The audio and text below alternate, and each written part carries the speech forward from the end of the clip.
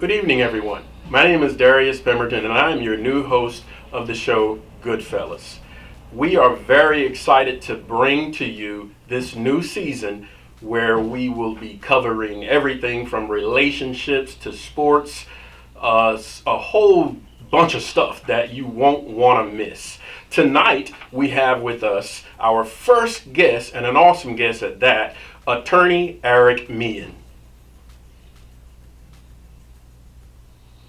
Welcome, attorney Eric Meehan. How are you doing tonight? I'm good. Thanks for asking. It's great to have you on our show, and I want to talk about child support. That's kind of where we're going. I know the people want to hear that as well. But my first question getting into this is somewhat surrounding DNA. Why am I saying DNA? Because we have so many fathers that find themselves in the situations to where they have signed the birth certificate, but they're not the father. So what do you think about even possibly legalizing DNA testing at birth? Well, I mean, it brings up some individual rights issues, mandating the requirement of providing DNA. That certainly brings up some personal self-interest issues. I do think, practically speaking, there's maybe a place for it. The mechanisms as they exist right now, the presumption is if you're married, the child's yours, you're on the birth certificate. That's not always the case. There's also the option of an affidavit of parentage. The way that's supposed to work is if you are 100% sure, you sign on there, there's not an issue, paternity is established.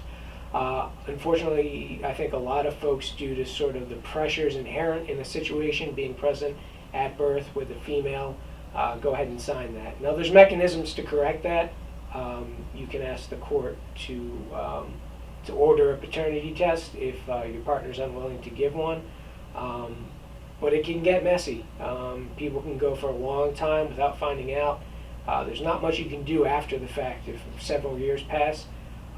So I think it's certainly something worth considering for the legislature in the state.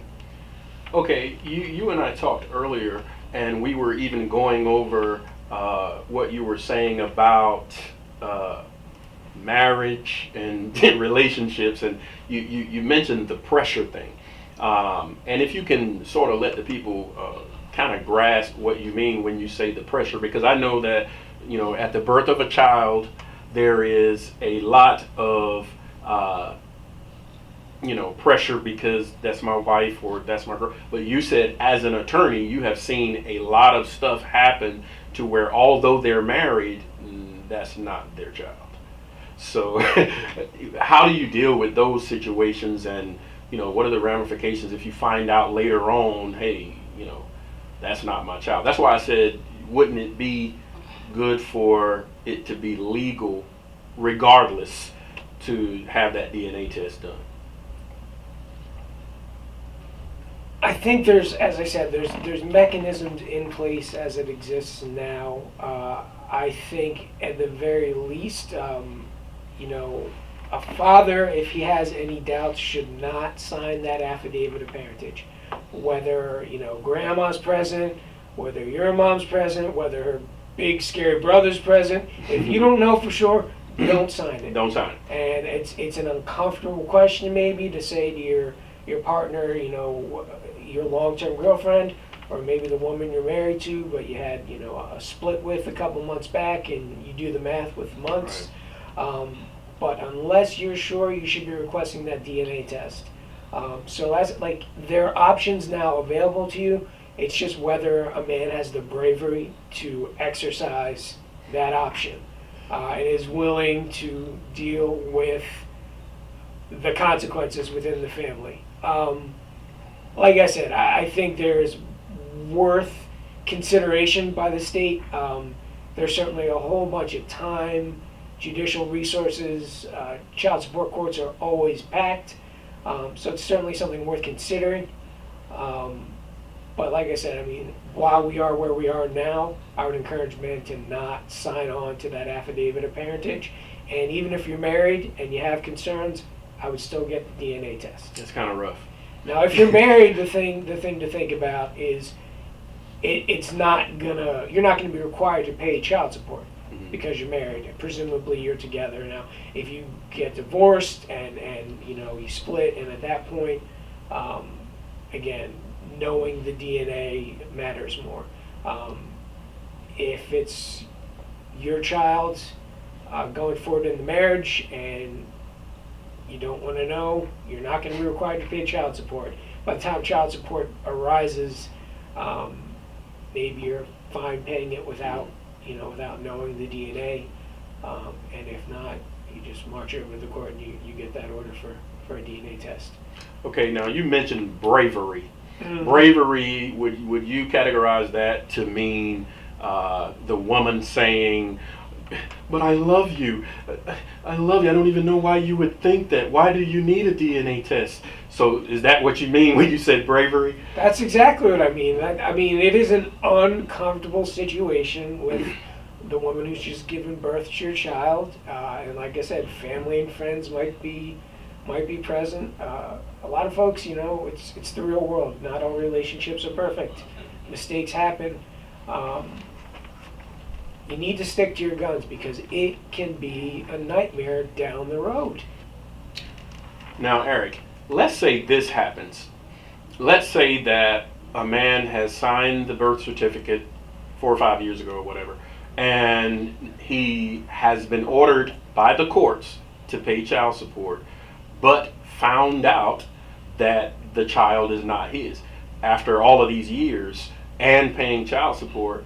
Is it difficult to get off of the birth certificate or to stop paying child support, being that they've already put their name up there and everything? So a couple of things to start with in terms of establishing where you're at. So you're going to have a non-custodial parent in the father. He'll have been paying for, you said, about 4 or 5 years. He finds out, I guess, through DNA, through a friend. Maybe the timing finally clicks in his head. This cannot be my child. In order to get child support modified, you have to file a motion to modify child support. The thing you have to show with that is a substantial change in circumstances.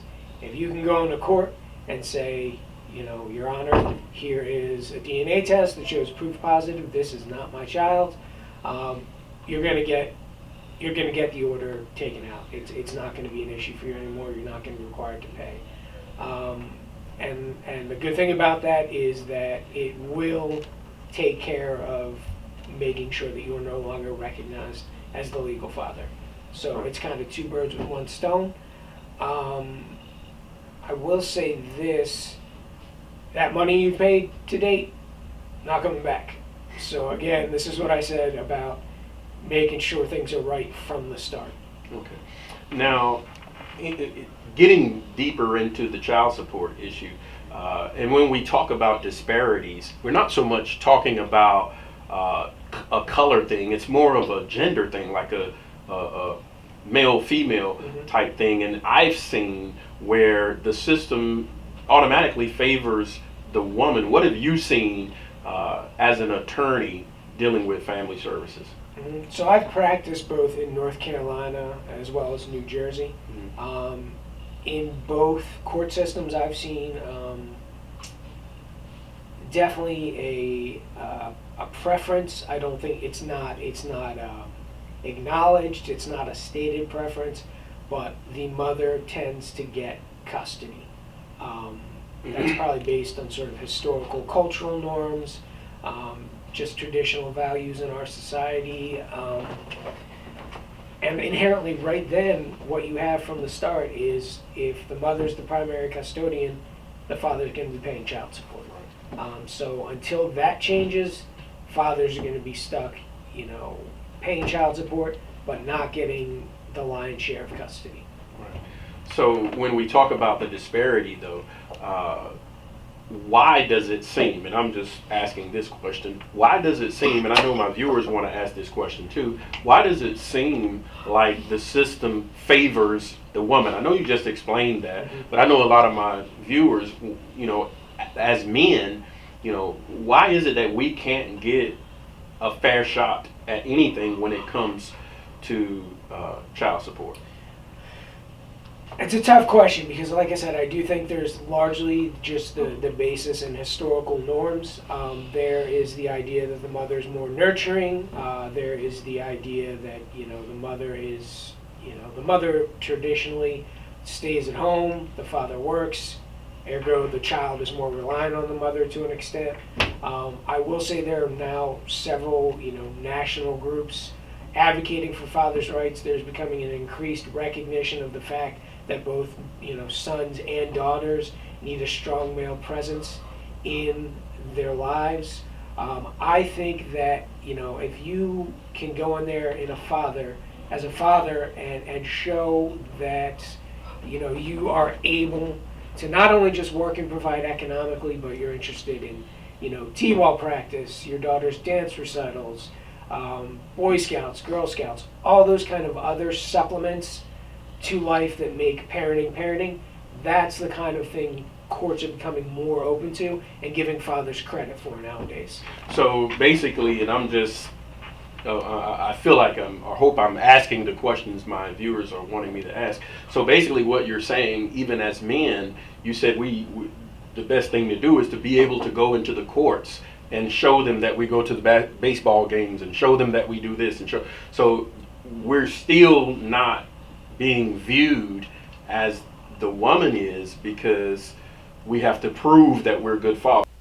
And Eric, I really want to dispel this myth that all fathers are deadbeat dads. All fathers are trying to escape paying child support. All fathers are, the majority of men being put in a box, and that's not reality. We have fathers who take care of their children by themselves, and I know you've seen a lot of it as well, but you said that it is basically the norm now. Is that correct? For the fathers to basically be treated the way that we've been treated? It's been the norm for a long time, to be honest. I think there's steps in the right direction. There's a scholarly literature that recognizes that this bias is an issue in family courts. There are national groups in terms of recognizing and trying to reform family courts for fathers and their rights.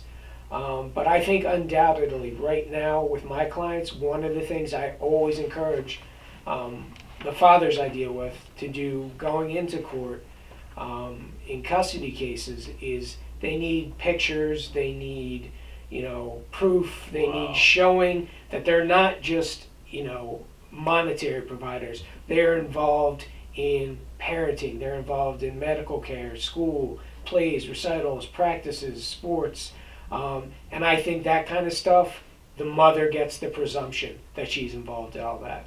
So it's automatically assumed that the mother does all of that stuff. So she doesn't have to come with the pictures and all that. Exactly. She needs to offer a lot less than dad does. Do you think that's fair? Me personally, no. And like I said, I think it's a historical basis, and I do think it's changing, which is encouraging. Right. So as we move forward, getting even further into the child support. So generally, Eric, this is how it normally flows. The father gets behind on his child support, and he's arrested. What is the process? So there's a few ways it can be dealt with. You can go to jail. There's probation, because it is a crime in North Carolina to not pay your child support. The first thing I would say is before you get to that point, there's a big difference if you go into jail owing, let's say, $300 or $3,000, because it makes that purge amount a whole lot different. So if that becomes a problem, you notice that you're starting to fall behind, I would say contact an attorney to see if you can do that motion to modify. For whatever reason, if you can't pay anymore, you need to talk to an attorney so you don't get to that point. And when you say talk to an attorney, you're meaning that the father who got behind on his child support is now going to have to come up with funds to pay for an attorney. It's the purge amount. Yep, you're stuck in jail, and it is counterproductive in a lot of ways because folks sometimes can lose jobs. It doesn't make much sense. but it is the law. Okay, well, definitely what we're going to do, we're going to go to a break, and we're going to come back and we're going to get a little bit deeper into this going to jail and all of that. So don't y'all go anywhere. Stay right with us. Don't be stuck on the side of the road. Call Easy Choice Towing at 919-396-8857. Call the people that you can trust. If you've been in an accident, don't wait for someone to call a random towing company, but call Easy Choice Towing. You can trust them. 919-396-8857. Welcome back, everyone. We're back with attorney Eric Meehan. And Eric, we were discussing jail and the formalities that go all around that, and we were saying how now the father not only has back child support, but they have to find funds to pay for an attorney, and you were kind of expressing to us what needs to take place with that. Well, I wasn't saying the father needs funds to pay for an attorney. I'm saying I'm trying to be proactive. I think if you get to a point where you see that you're not going to be able to pay child support, talk with your child support caseworker, and I think maybe before you do that, talk to an attorney about doing a motion to modify. Because once you get sucked in on that whole issue of you've deviated from the order, you've fallen behind, I think once you fall behind and miss a payment or two, it starts to wear at you. I've seen folks, like I said, there's a difference between being a month or two behind, and if you start falling way behind, what'll eventually happen is, like I said, there is a purge amount to get out of jail, which is you pay as much, sometimes all if possible, but as much as possible to get out of jail. And if that doesn't happen, what they will do is tack on additional support so that you are not only paying for what your obligations are under the order, but you're making up for those arrearages. So if you owed $150 a month, you're paying $200 a month now. Okay, now I've seen where you have people who are $30,000 behind, and you got people that are $300 behind. The courts will allow the person with the $30,000 behind go home, and the person with the 300 gets locked up. Can you explain that? I think the difference is that 300 is likely able to pay. That's been my experience. Is the folks that are only a month or two behind are usually able to get out quickly. I mean, it's still, you've been in jail for a few days, but if you have $30,000 behind in child support, you're not getting out anytime soon. It's essentially a debtor's prison at that point, right? Which I would argue is not constitutional, but. Okay, I've seen it where you have the men who are really hardworking fathers and they just fall behind. I mean, when you say being proactive, what can you tell the men who are watching to do in the situation where they fell behind? They didn't do your proactive stuff, and they've gone to jail now. Now they come out and they have a criminal record. Well, it depends what you mean by what. There's not much you can do after the fact. If you've fallen behind, you've cured it. You're not necessarily coming out of jail with a criminal record if you cure it. If there hasn't been a hearing that you've been convicted, like, the criminal charge and I think there's a misdemeanor that goes with the conviction. That's not guaranteed to happen if you can cure it quickly and get back on track. Now, you said that when you go to jail, it's not really a charge, and I know people who are in prison, yep, not jail, for not paying child support. Yep. So I don't understand when you say it's not a. With a willful refusal, and if it gets high enough, you can go away for a long time. That's correct. So you go away for a long time because you didn't pay child support. Then you get out and you can't get a job because you've been in prison for 10 years, yep, and you get further behind in your child support. So now you have to go back to prison. So is this? I'm lost. Help me out here. I mean, I think you're asking me if I think it's a great system. I don't. I'd say hopefully what's supposed to be in there that helps to fix that is the idea that it's willful non-paying. Doesn't always work. There's, Well, I don't mean to cut you off, but I Okay. sort of do. Go ahead. But when you say willful, Uh-huh. if a person goes to prison and they come out and they can't get a job, is that considered to be willful because they're willfully wanting a job, Yeah. but they can't get one? So I their, mean, their child support payments at that point should not be as high because they can't pay them. If it's not a matter of them trying to avoid employment, actively avoiding underemployment to try and pay less, they may still have to make up the arrearage, but they're not going to be subject to the higher amount they would have originally. It's an unfortunate side effect that hurts the child. so basically, as an attorney, and probably one of the few, you will say that personally you agree that our system is not 100% perfect when it comes to dealing with child support issues and all of that. I think Having worked in family Yeah. services as long as you have. I think a lot of attorneys see that there are issues in practice with it. I think we all agree, that a child needs to have the money necessary to have a healthy, happy life. I think we all agree that unfortunately some fathers and some mothers, we've been talking about fathers a lot here today, there are plenty of fathers who have primary custody and mothers who are subject to child support. So I don't want to, even in the way we're talking today, we're acting like it's always the Right. father who's the subject of the child support order. But the thing I would urge is that motion to modify as soon as it Motion as to it- modify. Yeah, as soon as it becomes clear that you're going to have an issue, and it's usually based on a change in your health or a change in your job, that I would say is the emergency release valve to prevent all this bad stuff from happening. Because the point you've kind of been, pointing out to me, and it is sort of the issue with this, is once those triggers are switched, it can have dire consequences that are very difficult to get out of, and a lot of times there's going to be lasting effects not only on the father's ability to work. There's going to be issues on his ability to have custody or expanded visitation of this child.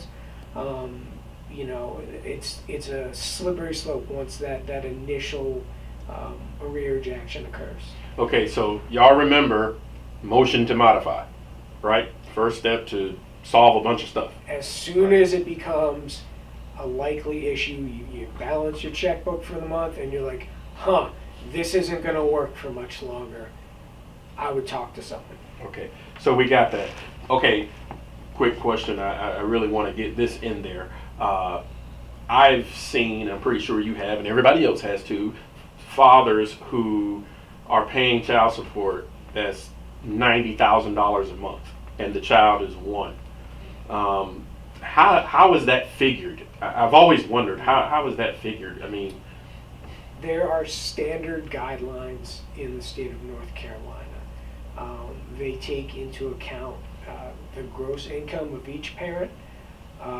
They give credit to the non-custodial parent for things like educational expenses, health care, and then essentially you read the standard chart and that gives you a number, and that's your presumed amount that will provide for the child. Now, with that, you need to remember that there are allowances within the court system for deviations. There need to be findings specifically by the court to show why they're deviating from the standard guidelines. If there's something like extraordinary expenses, like let's say, for example, a child has higher education needs or is, a high-level athlete. If you can present that to a court and, the kid needs a whole bunch of equipment, training, etc., or assistance in education, that sure can bump up child support real quick. Okay, now I'm saying this for my people because I'm not an attorney. I'm pretty sure many of them aren't either. Mm-hmm. And you just hit me with a bunch of legal terminology. Okay. Now I need for you to put it in black and white. Okay. Like when I said about the child is one. Yeah. And the father is paying $95,000 a month in child support. Surely there is no health, none of that costs $95,000 a month. Okay. So. So you're telling me $95,000 a month. I'm hoping that's hyperbole. $95,000 a month, because that's. So, I mean, there are going to be higher amounts. Well, I mean, celebrities and, Yes. Well, Well, again, that's going to be based on what they're able to pay, what the custodial parent earns, and standard of living of the child. I mean, if you have a child that when they be together and they can afford it, the other parent can afford it. Yeah, it provides more than the child really needs. But you plug in those numbers, and you're gonna get your outcome. So basically, what you're saying is the $95,000 covers the mom and her living and all of that. In theory, it covers the child. If you're rich enough to pay $95,000 a month, that means you're earning a boatload of money. And if the other partner has virtually no income or income that's substantially less than yours, it'll just be a function of the numbers there. And I'm glad you said if you're rich enough. So what about the people that it's paying $2,000, that's making $2,000 a month, but they're paying $1,000 in child support? Mm-hmm. So there is a sort of a fail-safe floor for child support. I think you're supposed to get about $1,100 a month to be above the poverty line.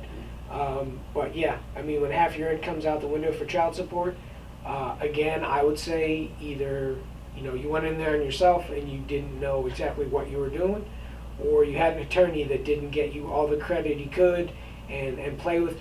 So you have a standard chart, but there's ways to make sure you get all the credit you can plus the money.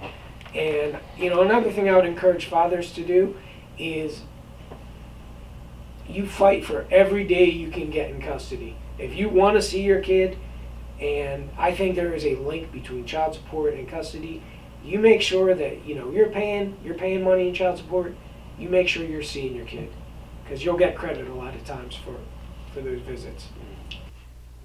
Now, Eric, we can go on and on and on this subject, and I know there's questions that men and women have. But is there anything that you can think of that you would like to share that we haven't touched on?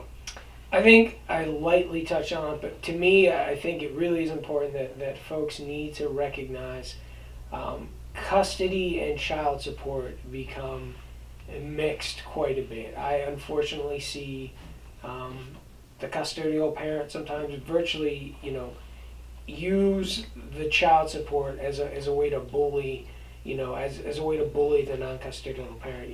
If you don't come back in, I'm gonna, if you don't lay off me about trying to see your son, I'm gonna go ask for more child support. So I would say, fight for your custodial rights. Make sure you're getting to see your child. If you're going to be paying child support, it is your right as a parent, man or woman, to see your child. The other thing I would say that's important to remember is, so when you're doing child support in a court order, there's a worksheet A and a worksheet B and a worksheet C. 123 nights is the big difference. Joint custody is 123 nights or more between the two parents. What worksheet you fall under is going to affect how much you pay. This kind of stuff, I would encourage you to come see an attorney. Rather than just going in there, letting it ride, giving your money over, because custody is so linked in with it, and it decides what worksheet you're going to go on, which affects how much you're going to pay. And again, whether you pay that or if you can't pay it, that's going to affect you being able to ask for new custody rights or visitation in the future. So I think a lot of people just go in and think they can do child support on their own. I'd advise against it. Okay, now, Eric, there's people out there who I know need your services because you're the man. So explain to them how they can get in contact with you, how they can attain your services. In Wayne County, we are at 112 North William Street, Goldsboro, North Carolina, right next to the County Museum with the multicolored pig. Come on by, come on by, stop and see me anytime. We're also at 919-735-8888. If you're a little farther down east in Cumberland, my colleague Gene Britt, experienced, knows exactly what he's doing. He can help you out just the same. You can call the same number. We can put you through to him. Well, y'all have it. He is the man with the plan. If you got anything going on child support wise, family services, Eric is the man. We definitely thank all of you for tuning in tonight, and I hope you enjoyed this episode, and we're definitely going to try to get you back, Eric, for another part to this thing. And I want you guys to make sure that you tune in next week for another episode of Good Fellas. Good night.